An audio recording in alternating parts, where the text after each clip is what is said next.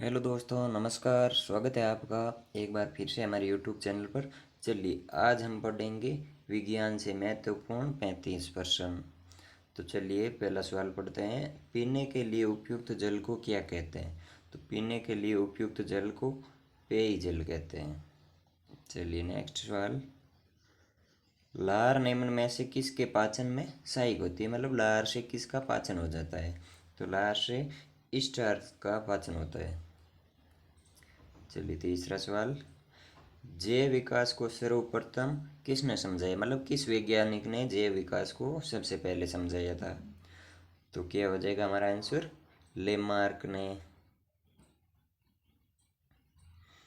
चलिए, नेक्स्ट प्रश्न। विकास की प्रक्रिया में मनुष्य का निकटतम प्राणी, मतलब मनुष्य का सबसे निकटतम प्राणी कौन सा है? बंदर है। चलिए, नेक्स्ट सवाल। किस तत्व की कमी से घेंगा रोग हो जाता है? तो आयोडीन की कमी से। आयोडीन को क्या कहते हैं हम हमारी भाषा में? नमक। और नमक का रासायनिक सूत्र है NaCl। इसकी कमी से घेंगा रोग हो जाता है। डेंगू एक बुखार है जो किससे उत्पन्न होता है? मतलब डेंगू बुखार फैलता है वो किससे होता है? मतलब जीवाणु से होता है या विषाणु से होता है? तो क्या हो जाएगा? डेंगू वायरस से फैलता है। चलिए, नेक्स्ट सवाल। पावर ट्रांसफार्मर की कार्यप्रणाली का सिद्धांत किस पर आधारित है? मतलब किसके नियम पर आधारित है? किसने ट्रांसफार्मर कार्यप्रणाली का सिद्धांत दिया? तो क्या हो जाएगा? फेराडे का नियम। नेक्स्ट सवाल। उस प्रक्रिया का नाम है जिससे गैस सीधे ही क्या हो जाती है? ठोस वस्तु में परिवर्तित हो जाती है। मतलब उस प्रक्रिया का क्या नाम है जिससे गैस सीधे ही ठोस वस्तु में चेंज हो जाती है? तो क्या हो जाएगा इसका आंसर? डिपोजिशन। चलिए, नेक्स्ट सवाल। आधुनिक आवर्त सारणी के पहले व दूसरे समूह को क्या कहते हैं? मतलब आधुनिक आवर्त सारणी के पहले और दूसरे समूह को क्या कहते हैं? तो इसे कहते हैं एस ब्लॉक। एस ब्लॉक के तत्व कहते हैं इन्हें। चलिए, नेक्स्ट सवाल। रडार सिस्टम में उपयोग की जाने वाली तरंगे कौन सी है? मतलब रडार सिस्टम में कौन सी तरंगे उपयोग में आती है? तो क्या हो जाएगी? सूक्ष्म तरंगे, माइक्रोवेव।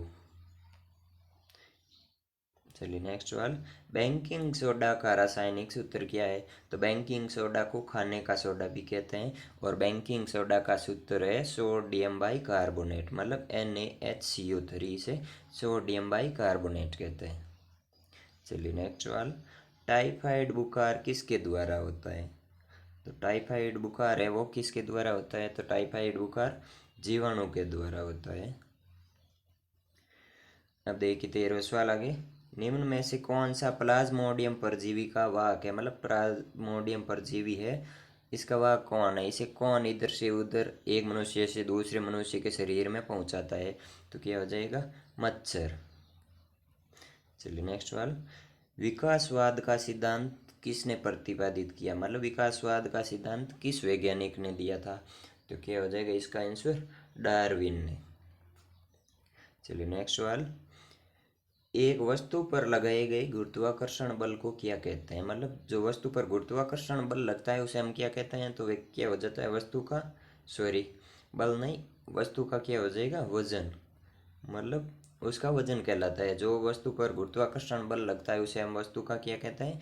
वजन कहते हैं। चलिए, अगला सवाल। हथेली पर रखने पर निम्न में से कौन सा तत्व पिघल जाता है? मतलब हम जो भी तत्व लेकर हथेली में रखते हैं तो वो पिघलने लगता है। तो कौन सा तत्व हो जाएगा? गैलियम और सीजियम। मतलब क्या हो जाएगा? उपरोक्त दोनों ही सही है। चलिए, अगला सवाल। बर्फ को पिघलने से बचाने के लिए किसका प्रयोग किया जाता है? मतलब बर्फ को ज़्यादा समय तक बचाने के लिए या पिघलने से बचाने के लिए किसका किस पदार्थ का प्रयोग किया जाता है? तो क्या हो जाएगा? नमक का। और नमक का रासायनिक सूत्र होता है NaCl, सोडियम क्लोराइड। चलिए, अगला सवाल। तारे मुख्यतः किसके बने होते हैं? मतलब तारों में कौन सा पदार्थ होता है? तो तारे क्या होते हैं? हाइड्रोजन और हीलियम से बने होते हैं। नेक्स्ट सवाल। स्टेनलेस स्टील क्या है? तो स्टेनलेस स्टील क्या है? एक मिश्र धातु है। अगला सवाल, लोहे पर जंग लगना, मतलब लोहे पर जो जंग लगता है वह कौन सी प्रक्रिया है? तो वह कौन सी प्रक्रिया हो जाएगी? एक रासायनिक प्रक्रिया हो जाएगी। अगला सवाल, कांच का सबसे महत्वपूर्ण घटक कौन सा है? मतलब कांच बनाते हैं तो सबसे महत्वपूर्ण घटक कौन सा काम में लिया जाता है? तो वो जाएगा सिलिका। चलिए नेक्स्ट सवाल, आवर्त सारणी का आविष्कार किसने किया? तो आवर्त सारणी की सबसे पहले खोज किसने की थी? तो क्या हो जाएगा? दिमित्री मेंडलीव ने। अगला सवाल, पृथ्वी की घूर्णन गति, मतलब जो पृथ्वी अपने अक्ष पर घूर्णन करती है तो उसकी घूर्णन गति कितनी है? तो वह है 28 किलोमीटर प्रति मिनट, 1 मिनट में 28 किलोमीटर घूमती है। अगला सवाल, क्लोरोफॉर्म, क्लोरोफॉर्म का आविष्कार किसने किया? तो क्लोरोफॉर्म का आविष्कार जेम्स हैरिसन ने किया था। नेक्स्ट सवाल, दूध की शुद्धता की माप किस उपकरण द्वारा की जाती है? तो दूध की शुद्धता की माप किस द्वारा की जाती है? लैक्टोमीटर से। क्या हो जाएगा? लैक्टोमीटर से ही हो जाएगा। जैसे साथ में दिया अमीटर, तो अमीटर से विद्युत धारा की माप की जाती है, और सिस्मोग्राफ से भूकंप की तीव्रता की माप की जाती है, और बैरोमीटर से वायुमंडलीय दाब की माप किया जाता है। चलिए नेक्स्ट सवाल, मानव शरीर में ऊतकों का निर्माण किससे होता है? तो मानव शरीर में ऊतकों का निर्माण प्रोटीन से होता है।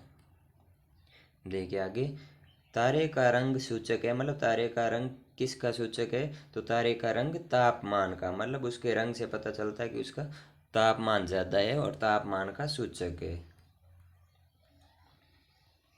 विश्व पर्यावरण दिवस मनाया जाता है, मतलब विश्व पर्यावरण दिवस कब मनाया जाता है? तो विश्व पर्यावरण दिवस 5 जून को मनाया जाता है। जैसे 21 मार्च दिया तो ये विश्व वानिकी दिवस 21 मार्च को मनाया जाता है। अगला सवाल, अम्लीय वर्षा, जो अम्ल वर्षा होती है तो उसमें कौन सा पदार्थ मुख्य घटक है, मतलब कौन सा अम्ल मुख्यतः पाया जाता है? तो क्या हो जाएगा?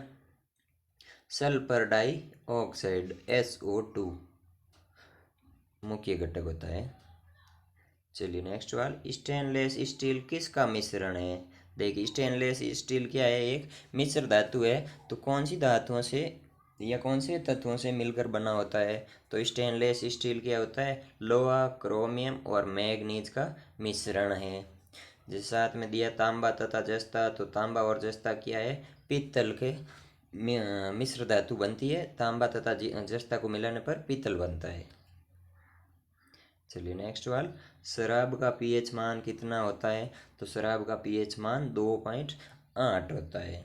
जिस साथ में 2.2 दिया है तो 2.2 होता है नींबू का पीएच मान, और जैसे 7 दिया है तो 7 शुद्ध जल का पीएच मान होता है, और 7.4 मानव रक्त का पीएच मान होता है। चलिए नेक्स्ट सवाल, चाय, चाय में कौन सा अम्ल पाया जाता है? वैसे हम जो चाय पीते हैं उसमें कौन सा एसिड या अम्ल पाया जाता है? तो चाय में मुख्यतः टैनिक अम्ल पाया जाता है। जिस साथ में दिया है यूरिक अम्ल, तो यूरिक अम्ल मूत्र में पाया जाता है। फॉर्मिक अम्ल दिया है तो ये फॉर्मिक अम्ल बिच्छू या लाल चींटियों के डंक में पाया जाता है। जैसे लैक्टिक अम्ल दिया है तो लैक्टिक अम्ल दूध में पाया जाता है।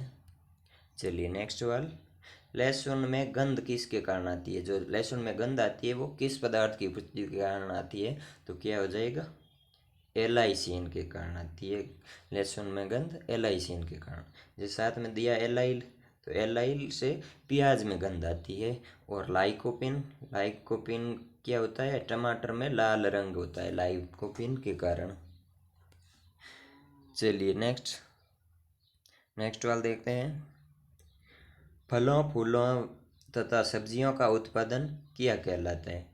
तो फलों फूलों तथा सब्जियों का उत्पादन हार्टिकल्चर कहलाता है। जैसे साथ में दिया है पीसीकल्चर, तो पीसीकल्चर मत्स्य उत्पादन से संबंधित है। साथ में सेरीकल्चर दिया है तो सेरीकल्चर रेशम उत्पादन से संबंधित है। और विटिकल्चर दिया है तो विटिकल्चर अंगूर उत्पादन से संबंधित है, या अंगूर उत्पादन का अध्ययन होता है इसमें। चलिए लास्ट सवाल, इंद्रधनुष सूर्य से किस दिशा में बनता है? तो इंद्रधनुष क्या होता है? सूर्य से विपरीत दिशा में बनता है, सूर्य की विपरीत दिशा में इंद्रधनुष बनता है। धन्यवाद दोस्तों।